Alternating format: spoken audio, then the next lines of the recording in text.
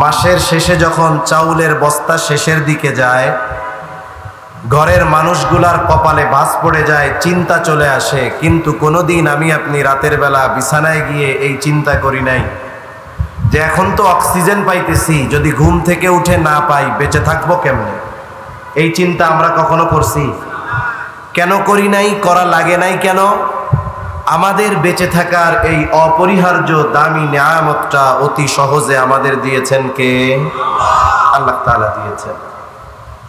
যেমন এই যে বৃষ্টি হইতেছে না অনেক দিন, এই বৃষ্টিটাও আমাদের জন্য একটা নিয়ামত ছিল, আমরা পাইতেছি না।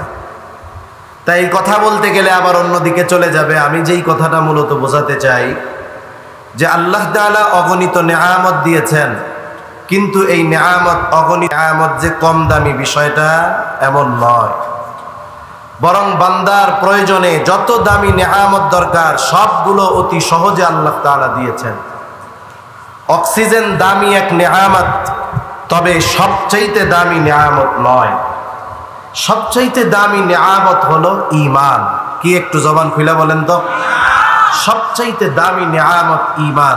এর চাইতে দামি নিয়ামত আর কোনো কিছুই হতে পারে না। আল্লাহ তাআলা সাথে সাথে আরো কিছু দামি নিয়ামত আমাদেরকে দান করেছেন।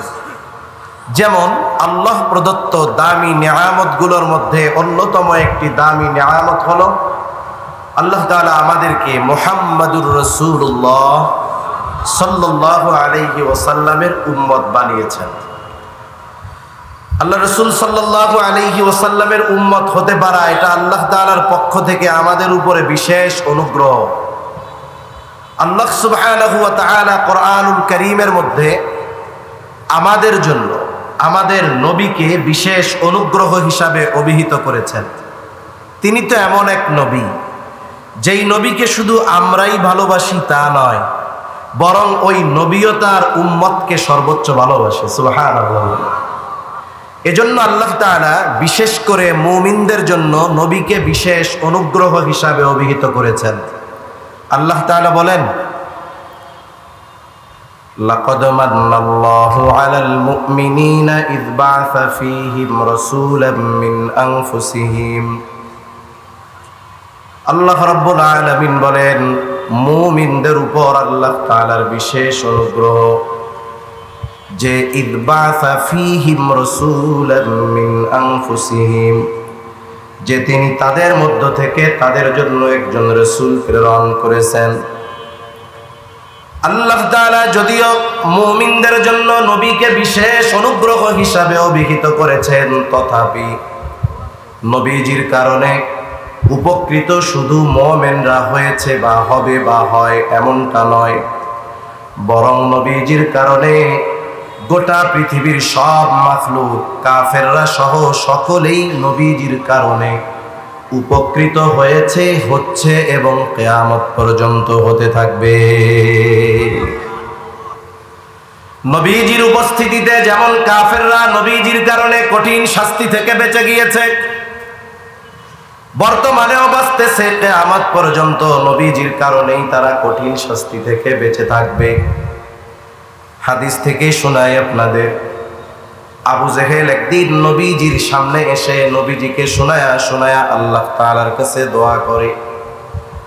আবু জেহেল আল্লাহ তাআলাকে বলে, আল্লাহ, সত্যই যদি আপনি মুহাম্মাদের উপরে কোরআন নাজিল করে থাকেন, তাহলে আমাদের উপরে কঠিন শাস্তি বর্ষণ করেন, পাথর বর্ষণ করেন, অথবা যন্ত্রণাদায়ক শাস্তি দেন। নবীজিকে শোনায়া শোনায়া আবু জেহেল আল্লাহ তাআলার কাছে দোয়া করে। প্রথম প্রশ্ন হলো, আবু জেহেল কি আল্লাহ তাআলাকে বিশ্বাস করতো নাকি? বলে হ্যাঁ করতো। আবু জেহেল যে আল্লাহ তাআলাকে বিশ্বাস করতো এ কথা আমার নয়, স্বয়ং আল্লাহ রাব্বুল আলামিন কোরআনুল কারীমের মধ্যে বলেন, ওয়ালা ইন সাআলতাহুম মান খালাকাস সামাওয়াতি ওয়াল আরদ। আল্লাহ তাআলা বলেন, আপনি যদি তাদের কাছে জানতে চান, জিজ্ঞাসা করেন, মান খালাকাস সামাওয়াতি ওয়াল আরদ, আসমান এবং জমিনের স্রষ্টাকে আপনি যদি তাদেরকে জিজ্ঞাসা করেন, আপনার প্রশ্নের জবাবে এই মক্কার মুশরিকেরা কি বলবে? আল্লাহ তাআলা নিজেই জবাব দিয়ে বলেন লা ইয়াকুলুন্নাল্লাহ।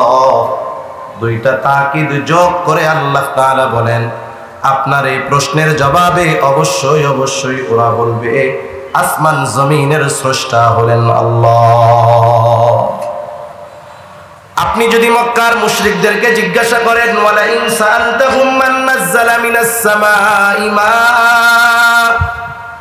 কে আসমান হতে পানি বর্ষণ করে, শুধু তাই না ফাআহইয়া বিহিল আরদা বা'দা মাউতিহা, বর্ষিত পানির দ্বারা কে মৃত জমিনকে পুনরায় পুনরুজ্জীবিত করে, ফেটে চৌচির হয়ে যাওয়া শক্ত হয়ে যাওয়া ওই ফসল উৎপাদনের অনুপযুক্ত জমিনটাকে কে বৃষ্টির পানির মাধ্যমে ফসল উৎপাদনের উপযুক্ত করে তোলে। মক্কার মুশরিকেরা ওদের দেবদেবীদের কথা বলবে না, আপনার প্রশ্নের জবাবে অবশ্যই অবশ্যই তারা বলবে এগুলো যিনি করেন তিনি কে। লা ইয়াকুলুন্নাল্লাহ, অবশ্যই অবশ্যই তারা বলবে এগুলো আল্লাহই করেন। আপনি যদি তাদের আবার জিজ্ঞাসা করেন ওয়ালা ইন সাআলতাহুম মান খালাকাহুম লা ইয়াকুলুন্নাল্লাহ, আপনি যদি তাদেরকে জিজ্ঞাসা করেন, তাদের কাছে যদি জানতে চান তাদেরকে কে সৃষ্টি করেছে, নাস্তিকদের মতো তারা বলবে না আমরা এমনিতেই দুনিয়ায় আসছি আবার পচে গলে মাটির সাথে মিশে যাব। তারা কি বলবে লা ইয়াকুলুন্নাল্লাহ, অবশ্যই অবশ্যই তারা বলবে আমাদের স্রষ্টা হলেন আল্লাহ। এগুলোর দ্বারা বোঝা যায় যে মক্কার মুশরিকেরা আল্লাহ তাআলার অস্তিত্বে বিশ্বাসী ছিল, কিন্তু এরপরেও তারা এমন কিছু শিরকের সাথে জড়িত ছিল যার কারণে তাদের ঈমান মূল্যহীন হয়ে গেছে। মক্কার মুশরিকেরা আল্লাহ তাআলাকে বিশ্বাস করত, এই জন্য আল্লাহ তাআলার কাছে দোয়া করতেছে। শুধু তাই না, হাদিসের মধ্যে আসছে নবীজি বলেন আবু জেহেল আল্লাহ তাআলার কাছে দোয়া করেছে আর আল্লাহ তাআলা আবু জেহেলের দোয়াও কবুল করেছে। বদরের দিন সকালবেলায় আবু জেহেল আল্লাহ তাআলার কাছে দোয়া করে, বলে আল্লাহ আজকে যারা হকের উপরে আছে, সত্যের উপরে আছে, আপনি তাদেরকে বিজয় দান করেন। নবীজি বলেন আল্লাহ তাআলা আবু জেহেলের দোয়া কবুল করেছে। বদরের দিন যারা হকের উপরে ছিল, সত্যের উপরে ছিল, আল্লাহ তাআলা তাদেরকে বিজয় দান করেছে। তাহলে প্রথম কথা যে এরা আল্লাহর অস্তিত্বে বিশ্বাসী ছিল। আমাদের দেশ সহ গোটা দুনিয়ায় এইরকম আল্লাহর অস্তিত্বে বিশ্বাসী 250 কোটির মতো মানুষ আছে। প্রায় কত মানুষ? 250 কোটি। কিন্তু আবু জেহেলের মতো কাজ করে তথা আল্লাহর সাথে, আল্লাহর জাতের সাথে, আল্লাহর সিফাতের সাথে বিশেষ করে শিরিক করে, বলেন তো এই ধরনের মানুষ আমাদের দেশ সহ গোটা দুনিয়ায় অভাব আছে নাকি? ওদের অবস্থা যেমন হোক, পরিচয় যেমন হোক, ওরা এমন কিছু শিরকের সাথে জড়িয়ে গেছে, এমন কিছু কর্ম তারা করতেছে যার কারণে আল্লাহকে যে বিশ্বাস করে এই বিশ্বাস একেবারে মূল্যহীন হয়ে যাচ্ছে। 2 নম্বর কথা, আবু জেহেল নবীজিকে শোনায় শোনায় কেন এই দোয়া করে? ওর যদি পাথর বর্ষণের আযাব নিতে মন চায়, যন্ত্রণাদায়ক শাস্তি যদি আল্লাহর কাছে চায়, গোপনে গোপনে চাইবে। নবীজিকে শোনায়া আল্লাহ তাআলার কাছে চাওয়ার কি দরকার? বিষয়টা হলো এইরকম, নবীজিকে শুনিয়ে শুনিয়ে আল্লাহ তাআলার কাছে এই কথা বলার কারণ হলো নবীজিকে কষ্ট দেওয়া কথার মাধ্যমে। আবার কেমন যেন আবু জেহেল আল্লাহ তাআলাকে বলতে চায়, আল্লাহ আমার পেছনে লোকজনের অভাব নাই, আমি হলাম কুরাইশ বংশের বড় একজন নেতা, আমার টাকা পয়সা ধন দৌলত জনবল লোকবলের অভাব নাই, আমার ক্ষমতার অভাব নাই, টাকা পয়সার অভাব নাই। আয় আল্লাহ, আপনি আমারে বাদ দিয়া কেন মুহাম্মাদের উপরে কোরআন নাজিল করলেন? এই কথা কেমনে সহ্য করি? তাইলে পাথর দিয়ে আমারে শেষ করে দেন। এই কথাটা মূলত বলতেছে হিংসায়। আমরা অনেক সময় দেখি মানুষ মানুষকে কথার মাধ্যমে কষ্ট দেয় কি দেয় না? অনেক জায়গায় বিশেষ করে গ্রাম অঞ্চলে এরকম আছে, একজন মানুষ অভাবী, দরিদ্র, কষ্টে আছে, মানুষের সাথে তার কোনো শত্রুতা নাই, কিন্তু দেখবেন একটা সময় তার শত্রু এমনিতেই হয়ে যায়। কারণ মানুষের মধ্যে যেই রোগগুলোর বিস্তার বেশি, এর মধ্যে একটা হলো হিংসা। হিংসার কারণে অনেক সময় একজন আর একজনের ভালাই দেখতে পারে না, অটোমেটিক তার প্রতি একটা বিদ্বেষমূলক মনোভাব চলে আসে। গ্রামে হয়, মনে করেন একজন টাকা পয়সার মালিক না, গরিব মানুষ, দরিদ্র অসহায় লোকটা অনেক কষ্ট করে তার ছেলেকে লেখাপড়া শিখিয়েছে। ছেলে জাগতিক লাইনে হোক, অন্য লাইনে হোক, বড় ব্যবসায়ী, টাকা পয়সাওয়ালা হয়েছে, আলহামদুলিল্লাহ, টাকা পয়সার অভাব। মানুষজন বলা বলি করে যে দেখছ অমুক চাচার ছেলে একটা সময় 2 বেলা খাইতেও পাইতো না, এখন অনেক টাকা পয়সার মালিক, আল্লাহ তাআলা ওদের দিকে ফিরায়া তাকাইছে, এখন বড় অফিসার, নোয়াখালীতে কয়েকটা দোকান আছে, বাড়ি আছে, মাশাআল্লাহ, আলহামদুলিল্লাহ। এই যে একটা মানুষের উন্নতি সবার কিন্তু ভালো লাগবে না। পাশের থেকে আর একজন বলবে তোমরা কার কথা বলো, বলে অমকের বুলা অমক এইরকম উন্নতি অগ্রগতি হয়েছে। এখন ওই লোকটার তার উন্নতি শুনে আর ভালো লাগে না, তখন কি বলে, আয় আল্লাহ, অমকের বুলা এত টাকার মালিক, এই খবর শোনার আগে আমি মরলাম না কেন। এরকম বলার লোক তো আলহামদুলিল্লাহ কমপক্ষে নোয়াখালী নাই, আছে, যে আমি মরলাম না কেন, কি খবর শুনলাম। বলেন তো ওই টাইমে যদি আজরাইল এসে বলে আপনার তো মরতে মন চায়, তাইলে আমার লগে চলে, কি বলবে, যে আসলে মরতে চাই না, এটা হলো এমনি এমনি কইছি, ঠিক কিনা। আসলে আবু জেহেল চায় না তার উপরে পাথর বর্ষণ হোক অথবা যন্ত্রণাদায়ক শাস্তি হোক, কিন্তু কেন বলল, বলে নবীজিকে শোনায় বলছে কথার দ্বারা কষ্ট দেওয়ার জন্য। স্বাভাবিক, নবীজিও তার আচরণে কষ্ট পেয়েছেন। মনে করেন আপনার একজন বন্ধু আছে, খুব খাতিরওয়ালা বন্ধু, আপনার জানে জিগার বন্ধু, একেবারে আপনার কাছের বন্ধু, আপনি মুআদ্দাব ভদ্র মানুষ, শরীফ মানুষ, আপনি এক জায়গায় গিয়েছেন, আর একটা দুষ্টু লোক আপনাকে উদ্দেশ্য করে কিছু কথা বলতেছে, আপনি তো ভদ্র মানুষ, এই জন্য কিছু বলেন না, চোখটা নিচের দিকে দিয়া, চোখ দিয়ে আপনার পানি পড়তেছে তার কথার আঘাতের কারণে, কিন্তু আপনার বন্ধু পাশে আছে, তার পাওয়ার আছে, ক্ষমতা আছে। বলেন তো কোনো মানুষ যদি আপনাকে কথার দ্বারা কষ্ট দেয়, আপনার ওই বন্ধু কি ওই কথাগুলো শুনে চুপ করে থাকবে নাকি? চুপ থাকবে না। আপনি জবাব না দিলেও আপনার পক্ষ থেকে সে কি দিয়ে দিবে? জবাব দিয়ে। রাসূল আকরাম সাল্লাল্লাহু আলাইহি ওয়াসাল্লামকে আবু জেহেল শোনায় শোনায় কথাগুলো বলতেছে, নবীজি কিছু বলেন না, আল্লাহ রাব্বুল আলামিন নিজেই আবু জেহেলের এই কথার জবাবগুলো পাঠায় দিয়েছেন। সুবহানাল্লাহ বলেন। আল্লাহ তাআলাও কেমন যেন বলে, ও আবু জেহেল, তোমরা যেই কর্ম করো, তোমরা যেই কথা বলো, তোমরা ওই ধরনের শাস্তির উপযুক্ত। তবে এই ধরনের শাস্তির উপযুক্ত হওয়ার পরেও কেন আমি তোমাদের শাস্তি দেই না শুনে নাও। আল্লাহ তাআলা ওহী নাজিল করে আমার আপনার নবীজিকে জানায় দেন, ও নবী গো, ওদের কর্মের কারণে তো ওরা শাস্তির উপযুক্ত, তবে শাস্তিও তো দেই না আপনার জন্য। আল্লাহ তাআলা বলেন, ওয়ামা কানাল্লাহু লিয়ুআযযিবাহুম ওয়া আনতা ফীহিম, আপনি যতক্ষণ তাদের মধ্যে আছেন আমি তাদেরকে ততক্ষণ শাস্তি দিব না। আপনি তাদের মধ্যে আছেন, আপনাকে আমি এই জন্য তাদেরকে আমি শাস্তি দিব না। এখন কেন? নবী আছে, ওদেরকে কেন শাস্তি দিবেন না? কিন্তু অতীতে তো আল্লাহ তাআলা অনেক সম্প্রদায়কে শাস্তি দিয়েছেন, দিয়েছেন কি দেন নাই? আল্লাহ তাআলা কেন নবী জমিনে আছেন আর ওদের শাস্তি দিবেন না কেন?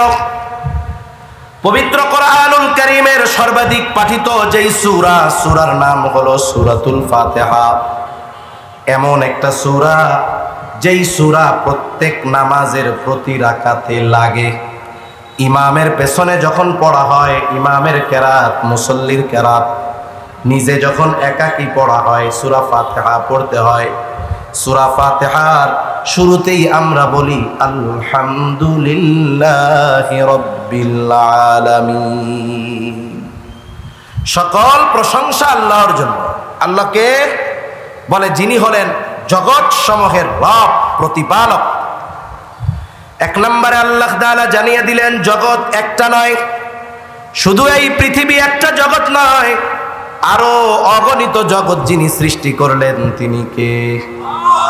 এই পৃথিবীর মহাকাশ নিয়ে যারা গবেষণা করে, যতগুলো সংস্থা আছে, সব সংস্থাগুলোর মধ্যে সবচাইতে বেশি অগ্রসর হলো যেই সংস্থা, তার নাম হলো নাসা।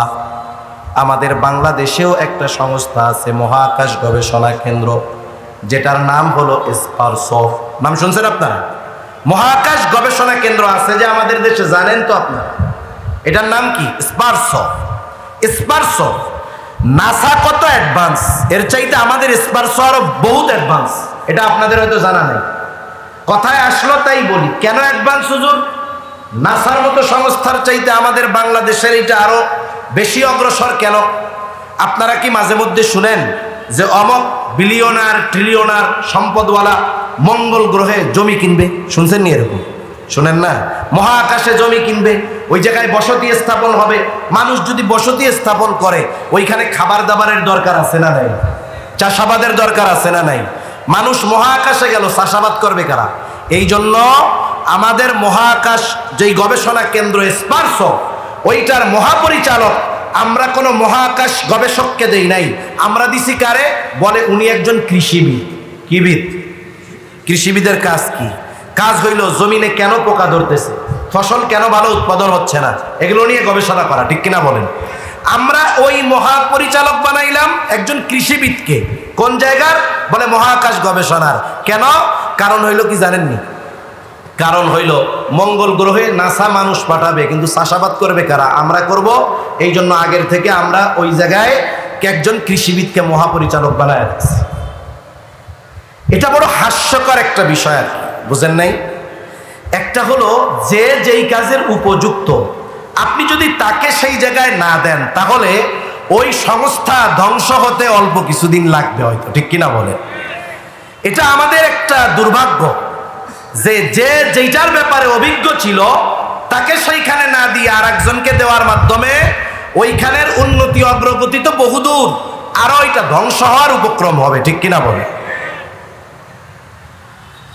মহাকাশ গবেষণা কেন্দ্র নাসা মাঝে মধ্যে আমাদেরকে শোনায় এত হাজার আলোকবর্ষ মাইল দূরে নতুন একটা গ্রহের জগতের সন্ধান পাওয়া গেছে। দুনিয়াব্যাপী তোলপাড় সৃষ্টি হয়ে যায়। নাসার এই খবর শুনে আমরা আনন্দিত হই, পুলকিত হই, কিন্তু আল্লাহ তাআলা ১৫০০ বছর আগে ওই মরুভূমির মধ্যে একজন মহামানবের কাছে জানায় দিয়েছেন যে তিনি শুধু এই পৃথিবী নামক একটা জগৎ সৃষ্টি করেন নাই, বরং অগণিত জগৎ তিনি সৃষ্টি করে রেখেছে। এই যত জগৎ আছে সব জগতের রব প্রতিপালক কে? একটু জবান খুলে কন।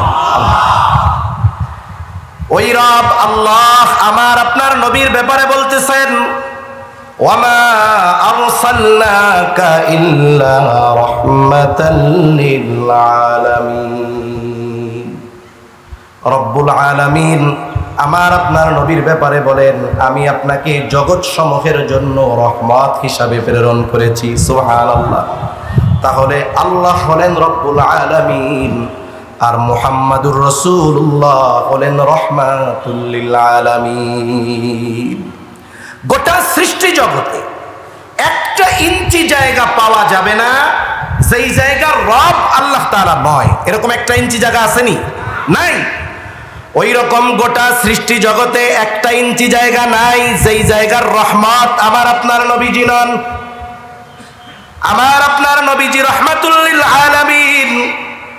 ওই রাহমাতুল লিল আলামিন যেই জমিনের উপরে আছে, ওই জমিনের উপরে আল্লাহ তাআলা আযাব কেমনে দিবে? সুবহানাল্লাহ। কোন আপনাদের জানা থাকার কথা স্বাভাবিক বিষয়, আল্লাহ তাআলা যখন অতীতের কোন উম্মতের অবাধ্যতার কারণে আল্লাহ তাআলা আযাব দিয়েছে, গজব দিয়েছে, আল্লাহ তাআলা গজব আযাব দেওয়ার আগে ওই এলাকার যেই নবী তাকে আগে নিরাপদে সরায় নিছে।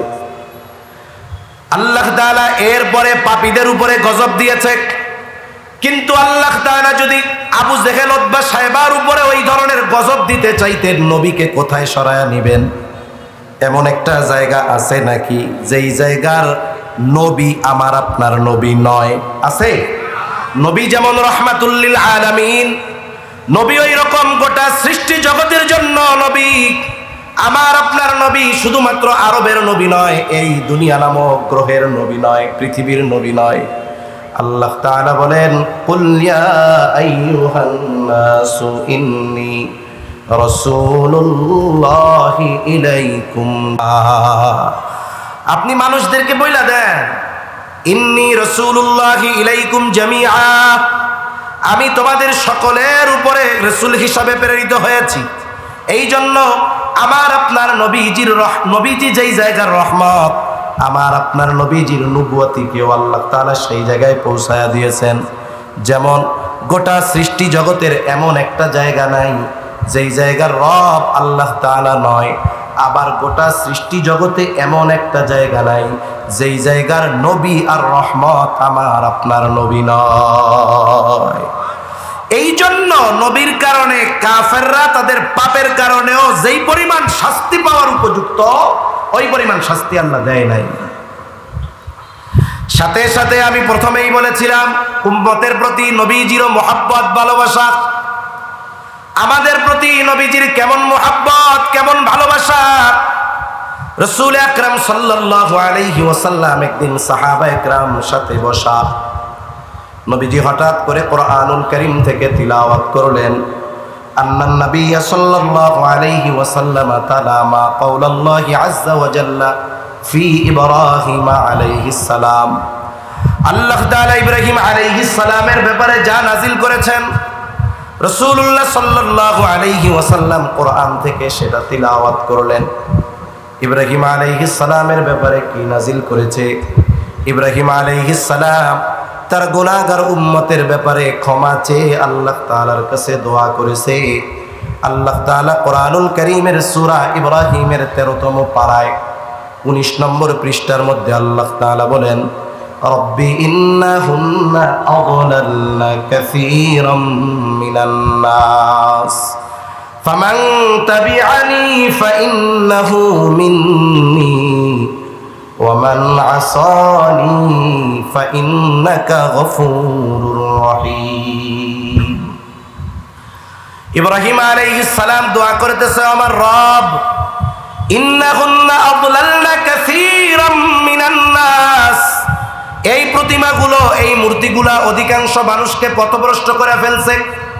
ফামান তাবিআনি ফাইন্নাহু মিন্নী, তবে যে আমার আনুগত্য করেছে তার বিষয়টা তো ভিন্ন, কারণ সে তো আমার দলভুক্ত।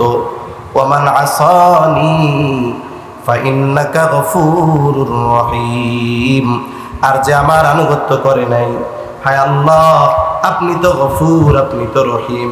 ইব্রাহিম আলাইহিস সালাম কেমন যেন বলতে চায়, এই গুনাহগার যারা, এরাও তো আমার উম্মত, আপনি তো গফুর, আপনি তো রহিম, আপনি চাইলে আমার এই অবাধ্য গুনাহগার উম্মত গুলাকেও মাফ করে দিতে পারে। وقال عيسى عليه السلام إن تعذبهم فإنهم عبادك وإن تغفر لهم فإنك أنت العزيز الحكيم। ঈসা আলাইহিস সালাতু ওয়াস সালাম তার গুনাহগার উম্মতের ব্যাপারে আল্লাহ তাআলার কাছে বলেন, ইন তুআযিবুহুম ফাইন্নাহুম ইবাদুক, আপনি যদি তাদেরকে শাস্তি দেন তারা তো আপনারই বান্দা। ওয়া ইন তাগফির লাহুম, আর যদি আপনি তাদেরকে মাফ করে দেন, ক্ষমা করে দেন, ফাইন্নাকা আনতাল আজিজ, আপনি হলেন মহাপরাক্রমশালী, আপনি হলেন হাকিম, মহাপ্রজ্ঞাময়। ঈসা আলাইহিস সালামও কেমন যেন বলতে চায়, আল্লাহ আমার গুনাহগার উম্মত, আপনার এই বান্দাগুলোকে আপনি মাফ করে দেন। প্রত্যেকটা নবী তার উম্মতকে ভালোবাসে। উম্মত নেককার হোক আর বদকার হোক, উম্মতের প্রতি প্রত্যেকটা নবীর মুহাব্বত, ভালোবাসা আছে না নাই? বরং কিছু কিছু ক্ষেত্রে ভালোর চাইতে খারাপটার জন্য চিন্তা আরো বেশি হয়, ঠিক কিনা বলেন? যেমন মনে করেন একজনের 3টা ছেলে, 3 ছেলের মধ্যে 2 ছেলে খুব ভালো, একেবারে নামাজি, দিনদার, মুত্তাকি, পরহেজগার, সকলেই তাদের প্রশংসা করে, সুনাম বলে। কিন্তু ছোট যেই ছেলেটা, এইটা ওই 2 জনের ভালোকে যদি এক পাল্লায় দেওয়া হয় আর ওর খারাপিকে যদি এক পাল্লায় দেওয়া হয়, ওই খারাপির পাল্লাটা ভারী হবে বেশি। এখন বলেন তো, মা বাবা ওই ভালো দুই সন্তানকে নিয়ে বেশি চিন্তা করে নাকি খারাপটারে নিয়ে করে? আল্লাহ তাআলার কাছে যখন দোয়া করে ভালো দুইটার চাইতে খারাপটার জন্য বেশি করে, ঠিক না? আল্লাহ তাআলার কাছে এমন ভাবেও বলে, আল্লাহ মরার আগে যদি আমার ওই দুই ছেলের মতো ছোট ছেলেটারও দেখা যাইতে পারতাম, মইরাও শান্তি পাইতাম। কিন্তু দেখেন সন্তান খারাপ, তারে জেলখানায় দিয়ে দেয় না, ফালায়া দেয় না। দুই একটা ব্যতিক্রম ঘটনা, সেটা কিন্তু ভিন্ন কথা। কিন্তু অধিকাংশ মা বাবা সন্তান যদি খারাপ হয় তার ভালোর জন্য আল্লাহর কাছে দোয়া করে, চিন্তা করে। বলে কেন করে? বলে যতই খারাপ হোক এটা তো সন্তান, ওই সন্তানের মহব্বতের কারণে, সন্তানের প্রতি ভালোবাসার কারণে ওই মা বাবা খারাপ সন্তানের জন্য বেশি চিন্তা করে। বলেন তো, মা বাবা তার সন্তানকে যত বেশি ভালোবাসে তার চাইতে নবী আমাদের কম বেশি ভালোবাসে না বেশি? কোনো সন্দেহ নাই নবীজি আমাদেরকে কত বেশি ভালোবাসে। আরেকটা উদাহরণ দিলে বুঝতে সহজ হবে। মনে করেন আপনারা দুইজন বন্ধু, এক বন্ধু আপনারে শুধু দিনভর কানের কাছে তসবিহ জপে, দোস্ত তোমারে খুব ভালোবাসি, তোমার জন্য জীবন দিয়ে দিব, তুমি যা বলবা তাই করব। এইবার আপনি ওই বন্ধু, যেই বন্ধু আপনার জন্য জীবন দিতে প্রস্তুত, তাকে নিয়ে গেছেন এক জায়গায় বাজারে। অনাকাঙ্ক্ষিতভাবে বাজারে কারো সাথে আপনার একটু দ্বন্দ্ব লাগছে, আপনার পরিচিত কেউ নাই। এরপরেও আপনি চিন্তা করতেছেন আমি তো একা না, প্রয়োজনে আমার সাথে তো এমন বন্ধু আছে যে আমার জন্য জীবন দিয়া দিবে, ঠিক না? মানুষ যখন মুসিবতে পড়ে আগে খোঁজে আশেপাশে আমার পরিচিত কে আছে। আপনিও মুসিবতে পড়ে আপনার বন্ধুকে খুঁজতেছেন, ডানে তাকায় দেখেন বন্ধুকে, ওই বন্ধুর ছায়াও দেখা যায় না, এ ভাগছে। ওই মুসিবত থেকে উদ্ধার পেয়ে আপনি বাড়িতে আসছেন। বাড়িতে আসার সাথে সাথে সিএনজি থেকে নামার সাথে সাথে ওই বন্ধু দৌড় দিয়ে আপনার গলা জড়ায়া ধইরা বলে, বন্ধু তোমারে এত ভালোবাসি, তোমার জন্য জীবন দিয়া দিব।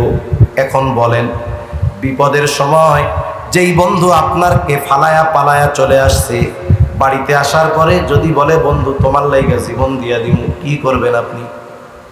মিষ্টি খাওয়াবেন? রসগোল্লা দিবেন? আগে পারলে সাইজ করবেন, ঠিক কিনা বল? তাহলে বোঝা গেল প্রকৃত বন্ধুকে আপনি বলবেন, তুমি যদি আমার আসলেই বন্ধু হইতা, আমাকে যদি সত্যই ওই পরিমাণ ভালোবাসতা, বিপদে ফালায়া দিয়ে আসতা না। আল্লাহর কসম করে বলি, এই দুনিয়ার মুসিবত কোনো মুসিবত নয়। চোখ দুটো বন্ধ হবে, সব মুসিবত আমার আপনার শেষ। এখন আমারে যদি জিজ্ঞাসা করেন, হুজুর আপনার অসুবিধা কি, আমি দুনিয়ার এত অসুবিধার কথা আপনাকে বলবো, তালিকা করতে করতে হাত ব্যথা হয়ে যাবে। কিন্তু চোখ দুটো যদি বন্ধ হয়ে যায়, বলেন তো কোনো মুসিবত আছে নাকি? তাহলে এই দুনিয়ার মুসিবত আসলে কোনো মুসিবত নয়।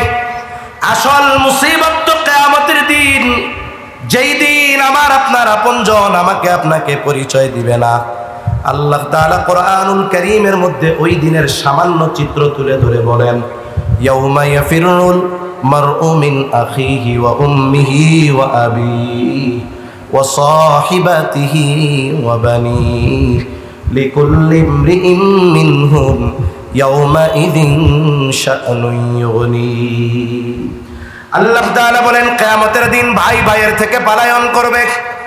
ওয়া উম্মিহি ওয়া আবিহি, পিতামাতা থেকে পলায়ন করবে। ও সাহিবাতিহি ওয়া বানিহি, স্ত্রী সন্তানদের থেকে পলায়ন করবে। প্রত্যেকটা মানুষ সেই দিন নিজের চিন্তায় বিভোর থাকবে। শুধু তাই না, তাফসীরের মধ্যে আসছে মানুষেরা এমনও আল্লাহ তাআলার কাছে বলবে, আল্লাহ সারা দুনিয়ার সব মানুষকে জাহান্নামে দিয়ে হলেও আপনি আমাকে নাজাত দিয়ে দেন, আমাকে জান্নাত দিয়ে দেন। ওই দিন মানুষ কতটা চিন্তায় বিভোর থাকবে, প্রত্যেকটা মানুষ নিজের চিন্তায় বিভোর। ওই দিন আমার আপনার নবীজিও চিন্তিত থাকবে। তবে নবীজি নিজের চিন্তায় চিন্তিত থাকবেন না, তিনি চিন্তিত থাকবেন উম্মতের নাজাতের চিন্তায়। মা বাবা সন্তানকে চিনবে না, নিজের চিন্তায় বিভোর থাকবে। ওই কঠিন মুসিবতের দিন নবী তার উম্মতকে ভুলবে না। নবীজি কত চিন্তিত থাকবে, পেরেশান থাকবে। মানুষ যখন চিন্তিত থাকে, পেরেশান থাকে, এক জায়গায় স্থির থাকতে পারে না, হাঁটাহাঁটি করে, স্থান পরিবর্তন করে। এই জন্য নবীজি একবার দৌড়িয়ে চলে যাবেন হাউজে কাউসারের কাছে, না জানি তার কোনো উম্মত পানি পানে মাহরুম হয়ে যায় কিনা। আবার নবীজি দৌড়ে চলে যাবেন পুলসরাতের কাছে, না জানি কোনো উম্মত পুল পাড়ি দিতে ব্যর্থ হয়ে যায় কিনা। আবার নবীজি আরেকবার দৌড়ে চলে যাবেন মিজানের কাছে, না জানি কোনো উম্মত ওজনে ধরা পড়ে যায় কিনা। আরেকবার নবীজি দৌড়ে চলে যাবেন জাহান্নামের কাছে, না জানি কোনো উম্মতকে জাহান্নামে দিয়ে দেওয়া হয় কিনা। আবার যখন উম্মতের জন্য সুপারিশের দরকার হবে, নবীজি আল্লাহর কাছে আইসা উম্মতের জন্য সুপারিশ করবে। উম্মতের চিন্তায় নবীজি কিয়ামতের দিন এক জায়গায় স্থির থাকবেন না। সব নবী জান্নাত অভিমুখে রওনা হয়ে যাবে, জান্নাতের দরজায় পৌঁছায়া যাবে, কিন্তু দরজা বন্ধ। জিজ্ঞাসা করা হবে কি ব্যাপার, জান্নাতের দরজা খোলা হয় না কেন? উত্তর দেওয়া হবে যিনি আসলে খোলা হবে তিনি এখনো আসেন নাই। কোথায়? বলে হাসরের ময়দানে উম্মতের চিন্তায় বিভোর। বলে নবী ততক্ষণ পর্যন্ত জান্নাত অভিমুখে রওনা হবে না, তার ওই উম্মত যার যাররা পরিমাণ ঈমান আছে তার ব্যাপারেও যতক্ষণ না আল্লাহ তাআলার পক্ষ থেকে জান্নাতের নিশ্চয়তা নবী না পাবে, ততক্ষণ পর্যন্ত নবী নিজে জান্নাত অভিমুখে রওনা হবে না। এমন নবী, এমন মুহাব্বত উম্মতের জন্য। ওই যে দুই নবী গুনাহগার উম্মতের ব্যাপারে আল্লাহর কাছে দোয়া করছে। স্বাভাবিক নবী তো সব সময় উম্মতের চিন্তা করে, কিন্তু দুই নবীর দোয়া তিলাওয়াত করার পর উম্মতের ব্যাপারে আরো দরদ মুহাব্বত উম্মতের জন্য অন্তরের মধ্যে জাগ্রত হয়ে গেছে। এইবার নবীজি কি করে? বলে ফারাফা ইয়াদাই ফাকালা আল্লাহুম্মা উম্মতি উম্মতি ওয়া বাকা। এইবার নবীজি দুই হাত উঁচু করে আল্লাহ তাআলার কাছে বলে আল্লাহুম্মা উম্মতি আল্লাহুম্মা উম্মতি, আয় আল্লাহ আমার উম্মত আমার উম্মত। আর কিছু নবী বলেন না, দুই চোখ দিয়ে অঝোর ধারায় পানি পড়তেছে, নবীজি কান্না করতেছে, আর কিছু বলে না।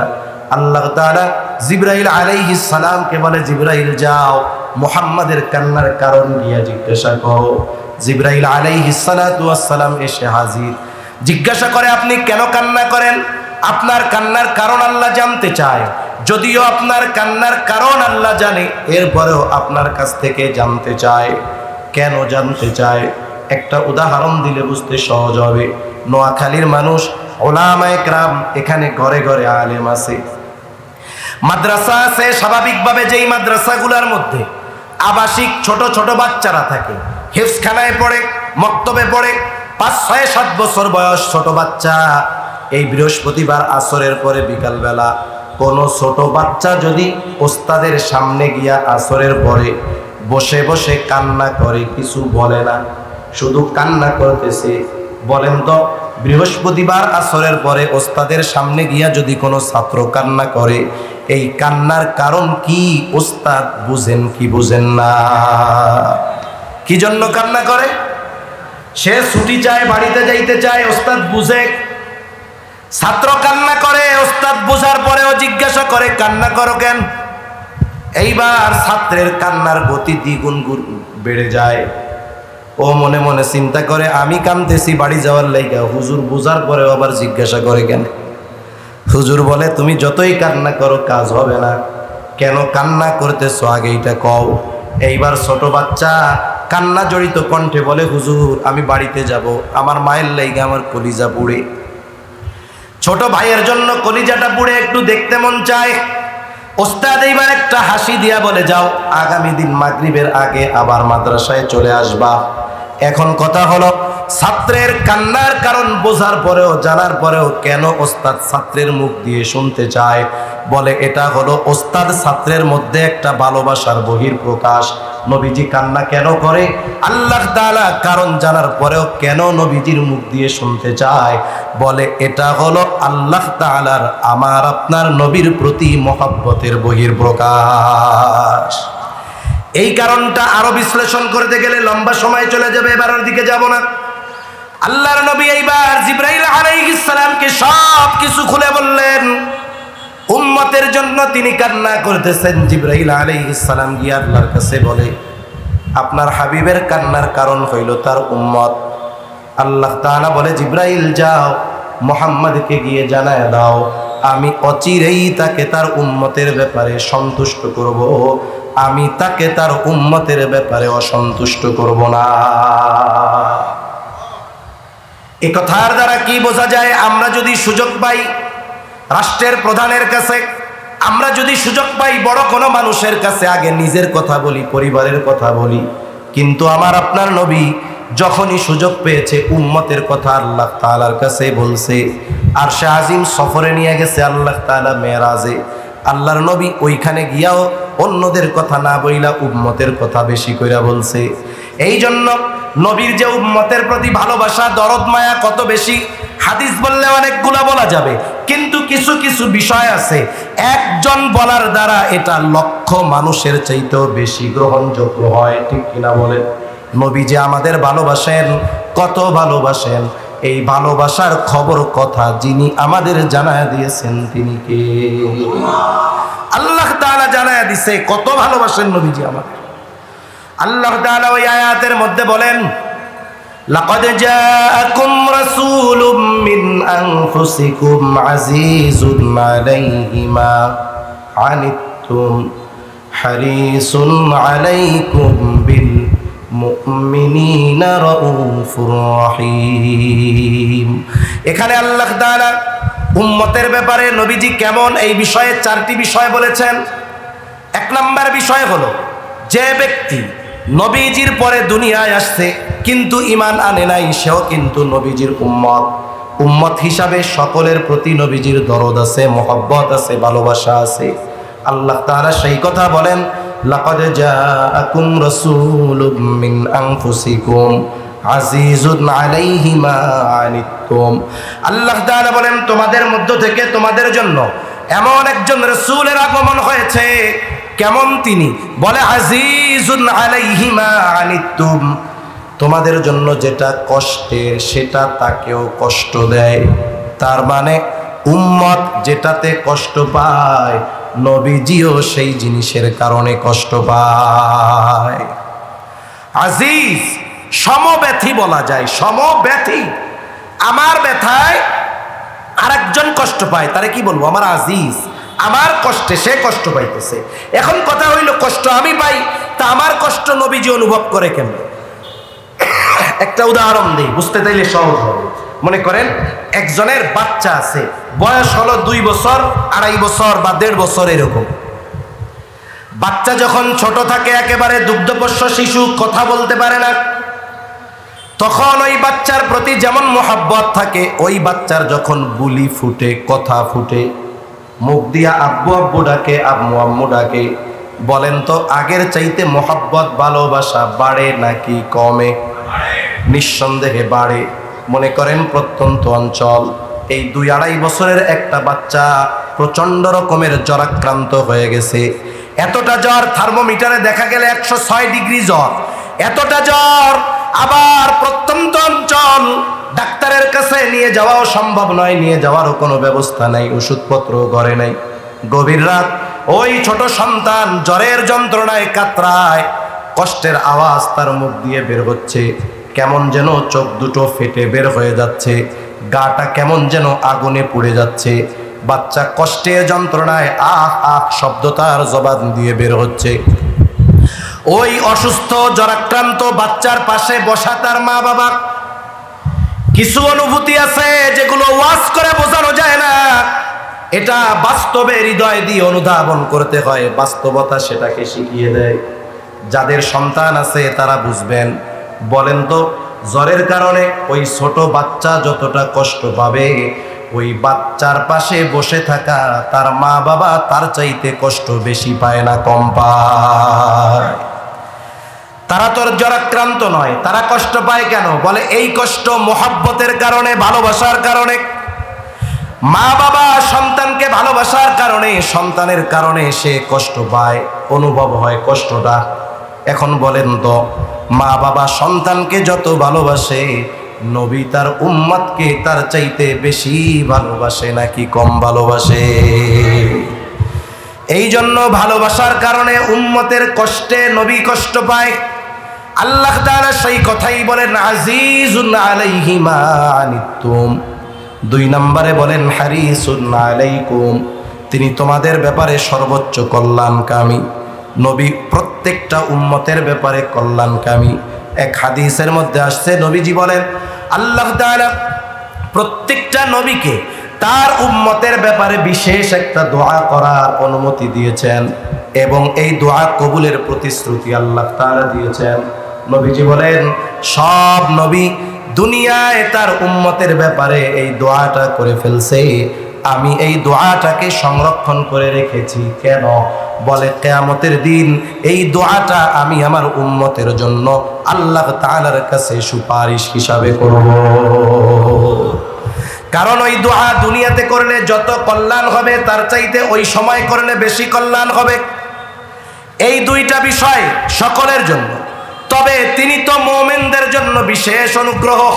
কারণ আল্লাহ তাআলা বলেছেন লাকাদ মান্নাল্লাহু আলাল মুমিনিন, তিনি হলেন মুমিনদের জন্য আল্লাহ তাআলার পক্ষ থেকে বিশেষ অনুগ্রহ। এই জন্য নবীর উম্মতের প্রতি মুমিন যারা তাদের প্রতি ভালোবাসাও স্পেশাল। কতটা স্পেশাল? আল্লাহ তাআলা বলেন বিল মুমিনিনা রাউফুর রহিম। রাউফুর রহিম বলেন তো এটা কার গুণবাচক নাম? আরো জোরে কর না কার? দুনিয়াতে কোন মানুষ বাস্তবিক অর্থে নাম আব্দুর রউফ আছে, আমরা আব্বাদ দিয়ে খালি রউফ কইতে পারি, কিন্তু বাস্তবে কিসের রউফ হওয়ার যোগ্যতা রাখে? দুনিয়ার কোন মাখলুক রউফ হতে পারে না, দুনিয়ার কোন মাখলুক রহিম হতে পারে না। এটা আল্লাহ তাআলার গুণবাচক নাম রাউফুর রহিম। আল্লাহ তাআলা হলেন রাউফুর রহিম, অতিশয় আল্লাহ তাআলা হলেন রাউফুর রহিম। এখন আমার আপনার নবী আমাকে আপনাকে কত ভালোবাসে, যারা ঈমানদার উম্মত তাদের কত ভালোবাসে। আল্লাহ তাআলা এই কথাটা বোঝানোর জন্য তিনি আমার আপনার নবীজির শানে স্বয়ং নিজে রাউফুর রহিম শব্দটা ব্যবহার করেছে। আল্লাহ তাআলা বলতেছে, আমরা আল্লাহকে বলি আল্লাহ আপনি হলেন রাউফুর রহিম, আর নবীজি বলতেছে, আল্লাহ বলতেছে যে এই নবী তার মুমিন উম্মতদের ব্যাপারে রাউফুর রহিম। সুবহানাল্লাহ, আল্লাহু আকবার। কতটুকু বুঝতে পারছেন আমি জানি না, আমি বুঝাইতে সক্ষম হয়েছি কিনা তাও জানি না। আল্লাহ তাআলা বলতেছেন নবীজিকে, নবীজির ব্যাপারে যে এই নবী হলেন তার মুমিন উম্মতের ব্যাপারে রাউফুর রহিম। সুবহানাল্লাহ। তাহলে নবীজি যে আমাদের সর্বোচ্চ ভালোবাসেন এ ব্যাপারে কোনো সন্দেহ আছে নাকি? যেই নবী আমাকে আপনাকে এত ভালোবাসে সেই নবীর ব্যাপারেও আমাদের সর্বোচ্চ ভালোবাসা থাকার দরকার আছে না নাই? এই জন্য নবীজিকে ভালোবাসা এটা হলো মুমিনের ঈমান। এজন্য নবীজিও বলেন লা ইউমিনু আহাদুকুম হাত্তা আকুনা আহাব্বা ইলাইহি মিন ওয়ালিদিহি ওয়া ওয়ালাদিহি ওয়ান নাসি আজমাইন। নবীজি বলেন তোমাদের মধ্যে কেউ ততক্ষণ পর্যন্ত মুমিন হতে পারবে না যতক্ষণ না সে তার পিতা মাতা সন্তান সন্ততি এক কথায় সকলের চাইতে আমি নবীকে বেশি ভালো না বাসবে। তাহলে নবীজিকে ভালোবাসতে হবে নিজের জীবনের চাইতে বেশি, ঠিক কিনা বলেন? কারা নবীজিকে ভালোবাসতে তৈরি আছে? নারায়ে তাকবীর, মাশাআল্লাহ। আপনার ভাই একটা মানুষকে সর্বোচ্চ ভালোবাসা আমরা বাসতে পারবো কখন? বলে সামনে পাবো যখন, ঠিক কিনা বলে? আমরা তো নবীজিকে সামনে পাই নাই। আবু বকর রাদিয়াল্লাহু তাআলা আনহু নবীজিকে সামনে পেয়েছে নবীর মহব্বতে, নবীর কথায়। ঘরের সব সম্পদ এনে নবীর সামনে হাজির করেছে। আমরা তো নবীজিকে সামনে পাই নাই। তালহা তো নবীজিকে সামনে পেয়েছে, এই জন্য নিজের বুকটাকে নবীর জন্য ডাল বানায় দিছে। আমাদেরও তো নবীকে ভালোবাসতে মন চায়। কেমনে ভালোবাসবো? জীবন দেওয়ার সুযোগ যদি আসে জীবন দিলাম, কিন্তু ভালোবাসা তো সব সময় চলতে হবে। কেমনে সব সময় ভালোবাসবো? উম্মত যেন পেরেশান না হয়, এই জন্য নবীজি তাকে ভালোবাসার পদ্ধতি স্বয়ং নবী নিজে জানায়া দিয়ে গেছে। নবীজি বলতেছে, আমারে যদি ভালোবাসতে চাও কি করবা শুইনা নাও। নবীজি বলেন, মান আহাব্বা সুন্নতি ফাকাদ আহাব্বানি ওয়া মান আহাব্বানি কানা মাই ফিল জান্নাহ। নবীজিকে ভালোবাসার প্রথম মাপকাঠি হইল নবীজির সুন্নাতকে মহব্বত করতে হবে। নবীজির সুন্নাতকে যদি মহব্বত করা হয় কি হবে? বলে নবীজিকে ভালোবাসা হবে। নবীজিকে ভালোবাসলে লাভ কি হবে? বলে নবীর সাথেই জান্নাতে থাকা যাবে। দুনিয়ায় এই খবর যদি কেউ পায়, সে ভালো একজন মানুষের সাথে দেখা করার সুযোগ পাইছে, প্রধানমন্ত্রীর সাথে দেখা করার সুযোগ পাইছে। সে টাকা পয়সা শ্রম যেভাবেই হোক একটু দেখা করার, কথা বলার, পাশে বসার এই সুযোগ কি মিস করবে? বলেন, মিস করবে না। সে সর্বোচ্চ প্রচেষ্টা করবে নবীজির ওই ব্যক্তির পাশে বসার। আর সাহাবায়ে কেরামও নবীজির সাথে জান্নাতে থাকতে পারার খবরে সবচাইতে বেশি খুশি হয়েছে। নবীর সাথে জান্নাতে থাকতে পারার কথায় সবচাইতে বেশি খুশি হয়েছে সাহাবায়ে কেরাম। হযরত আনাস রাদিয়াল্লাহু তাআলা আনহু থেকে বর্ণিত, তিনি বলেন, একজন গ্রাম্য সাহাবী নবীজিকে এসে প্রশ্ন করতেছে, ইয়া রাসূলুল্লাহি মাতাস সাআ, হে আল্লাহর রাসূল, কিয়ামত কখন হবে? লোকটার বলার ভাব হলো এইরকম যে সে কিয়ামতের জন্য প্রস্তুত, কিন্তু কিয়ামত আসতেছে না, লেট হইতেছে, এমন ভাব আর কি। নবীজি এই জন্য পাল্টা তাকে প্রশ্ন করলেন, মা আদাত্তা লাহা, কিয়ামতের জন্য তুমি কি পাথেয় সংগ্রহ করেছো? গ্রামের মানুষ, সহজ সরল মানুষ জবাব দিয়ে বলে, আমি আল্লাহ এবং তার রাসূলকে ভালোবাসি। নবীজিও এই লোকটার এই জবাবের মধ্যে কোনো কৃত্রিমতার গন্ধ পাইলেন না। এই লোকের কথার জবাবে নবীজি বলতেছেন, আলমার উমা মান আহাব্বা, যে যাকে মহব্বত করে তার সাথে অবস্থান করবে। তাহলে প্রশ্নর শুরু ছিল কি, জবাব হইল কি? শুরু কি ছিল? কিয়ামত কখন হবে? জবাব কি হইল শেষ? বলে যে যাকে মহব্বত করবে সে তার সাথে অবস্থান করবে।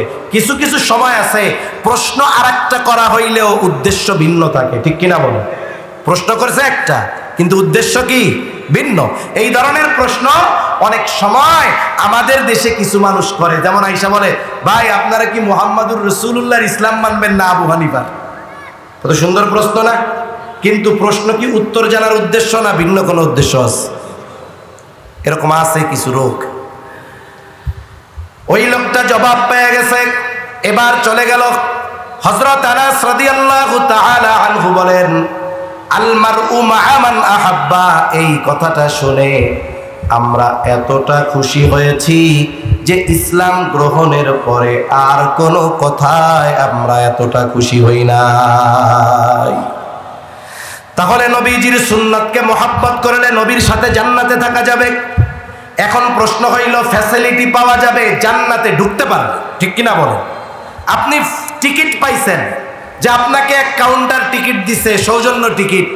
এখন আপনি যদি বাড়ি বসে থাকেন, ওই সৌজন্য টিকিট কোনো কাজে আসবে নাকি?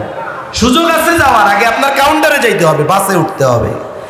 তাহলে নবীর সাথে যদি জান্নাতে থাকতে হয়, আগে তো জান্নাতে যাওয়া লাগবে। জান্নাতে কারা যাবে, কিভাবে যাওয়া যাবে, তাও নবী জানায় দিয়ে বলেন, কুল্লু উম্মতি ইয়াদখুলুনাল জান্নাতা ইল্লা মান আবা। নবীজি বলেন, আমার সব উম্মত জান্নাতে প্রবেশ করবে, আবা উম্মত ছাড়া। জিজ্ঞাসা করা হলো, আবা উম্মত কারা? নবীজি বলেন, মান আতাআনি দাখালাল জান্নাহ ওয়া মান আসানি ফাকাদ আবা। যারা আমার আনুগত্য করবে তারা জান্নাতে প্রবেশ করবে, আর যারা আমার আনুগত্য করবে না তারা আবা উম্মত, তারা জাহান্নামে প্রবেশ করবে। তারা জান্নাতে প্রবেশ করতে পারবে না। সর্বশেষ কথা আমি যেটা বলে শেষ করব, একটু চিন্তা করে দেখবেন, সময়ও শেষ, 4-5 মিনিটের মধ্যে আমি শেষ করে দিব। আচ্ছা, এই দুনিয়াতে আমরা তো কেউ চিরস্থায়ী না, চিরদিন কেউ বেঁচে থাকতে পারবো না, ঠিক কিনা বলেন? সকলকে মারা যেতে হবে না? সকলেই মারা যাবে। আমাদের মধ্যে যখন কেউ মারা যায়, অথবা আমি আপনি যখন মারা যাব, কি করবে? প্রথমেই গায়ের পোশাকগুলো খুলে নিবে, এরপরে গোসলের ব্যবস্থা করবে। গোসল দেওয়ার পরে কাফন পরায়া দিবে। এইবার সুন্দর মতো খাটিয়ার উপরে লাশটাকে কাফন দ্বারা ভালো মতো মোড়ানো হবে। এরপরে জানাজার ময়দানে নিয়ে যাবে, জানাজা শেষ। এইবার খাটিয়াটা ধরে কবরস্থানে, যেখানে কবর দেওয়া হবে, কবরের পাশে নিয়ে যাওয়া হবে। এইবার দুইজন কবরের মধ্যে নামবে, উপর থেকে 2 জন বা 3 জন লাশটাকে নিচে ধরায়া দিবে কবরস্থ করার জন্য। বলেন তো, যখন কোনো মাইয়াতকে কবরস্থ করা হয় এই সময় একটা দোয়া পড়া হয়, দোয়াটা জানা আছে তো আপনাদের? কি বলে বলেন তো? বিসমিল্লাহি ওয়া আলা মিল্লাতি রাসূলিল্লাহ। এই দোয়াটা আমরা মানুষের ব্যাপারে পড়ি, একদিন আমার আপনার ব্যাপারেও পড়বে। ভাষায় বলি, ওনারা যেইভাবে বলতেছেন এই দোয়াটার সারমর্ম হইল কবরে রাখা হবে এক জগৎ থেকে নতুন এক জগৎ।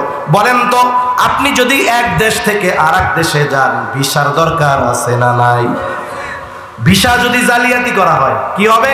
প্রথমে ওই দেশের জেলখানায় আটকাবে, এরপরে ব্ল্যাক লিস্টে বা রেড লিস্টে ফালাইয়া দিবে, জীবনে আর ওইখানে যাইতে পারবে, কারণ ওর ভিসাটা মিথ্যা। এই জগৎ থেকে নতুন আর এক জগতে আমাকে পাঠানো হবে, যেই জগতের নাম হলো আলমে বরজখ। এই দোয়াটা, এই কথাটা হলো ওই জগতের ভিসা। এই দোয়ার মধ্যে কি বলা হয়? বলা হয়, আল্লাহ আপনার নামে এমন এক ব্যক্তিকে এখন কবরস্থ করতেছি যার গোটা জীবন সুন্নাতের উপরে চলছে। এই ব্যক্তি যখন ইন্তেকাল করেছে সুন্নাতের উপরে ছিল, একে যখন আমরা কবরস্থ করতেছি তখনও সে সুন্নাতের উপরে আছে। যদি বলেন কথাটা এমনও হতে পারে, বিসমিল্লাহি ওয়া আলা মিল্লাতি রাসূলিল্লাহ আই সুন্নতি রাসূলিল্লাহ, যে আল্লাহ আপনার নামে এই ব্যক্তিকে কবরস্থ করতেছি যার গোটা হায়াত সুন্নাতের উপরে অতিবাহিত হয়েছে। আমার কাউকে কষ্ট দেওয়া উদ্দেশ্য নয়, আমি কষ্ট পাইলে আগের থেকে হাত জোড় করে ক্ষমা চায়া নেই। মনে করেন এই দোয়াটা বলে এমন একজন ব্যক্তিকে কবরে রাখা হইল যার সাথে রাসূলের সুন্নাতের, রাসূলের সিরাত, রাসূলের জীবন আদর্শের কোনো মিল খুঁজে পাওয়া যায় না। এমন একজনকে রাখা হইল যার মুখের মধ্যে দাড়ি নাই, সারাটা জীবন সুন্নাতের বিরোধিতা করেছে, সুন্নাতওয়ালাদের বিরোধিতা করেছে। যদি পরিচয়ে মুসলমান হয় এই দোয়াটা তার ব্যাপারেও বলা হবে। এখন বলেন, আল্লাহ না করুন এই দোয়াটা যার ব্যাপারে বলা হলো তার মধ্যে সুন্নাতের বালাই নাই, সুন্নাতের বিরোধিতা করেছে, সুন্নাতকে ভালোবাসে নাই, নিজেও অনুসরণ করে নাই। এখন বলেন তো তার ব্যাপারে বিসমিল্লাহি ওয়া আলা মিল্লাতি রাসূলিল্লাহ সত্য হবে নাকি মিথ্যা হবে? তাহলে এক দেশে যদি মিথ্যা ভিসা দিয়ে ঢুকতে চায় শাস্তি আছে না নাই? তাহলে আখিরাতের প্রথম ঘাঁটি কবর, এইখানে যদি আমার আপনার ব্যাপারে এমন দোয়া বলে আর এই দোয়া যদি আমার আপনার ব্যাপারে মিথ্যা হয় তাহলে আমার আপনার জন্য সাইজ আছে না না? এজন্য মৃত্যু কোন সময় আসে বলা যায় না। বলা যায়? বলা যায় না।